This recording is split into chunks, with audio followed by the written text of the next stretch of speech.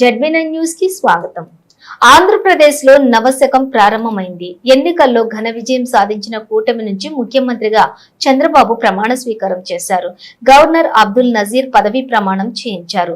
కేసరపల్లిలో జరిగిన ఈ కార్యక్రమానికి ప్రధాని నరేంద్ర మోదీ, హోంమంత్రి అమిత్ షా సహా పలువురు ప్రముఖులు, వేల మంది అభిమానులు హాజరయ్యారు. విభజిత ఏపీ సీఎంగా బాబు బాధ్యతలు చేపడుతూ ఉండటం ఇది రెండోసారి. నేను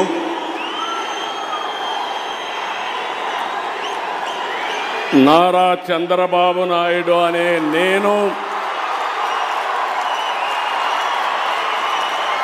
శాసనం ద్వారా నిర్మితమైన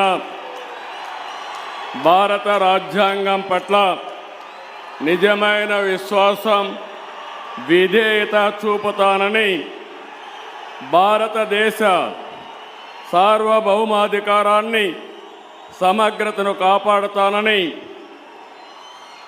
ఆంధ్రప్రదేశ్ రాష్ట్ర ముఖ్యమంత్రిగా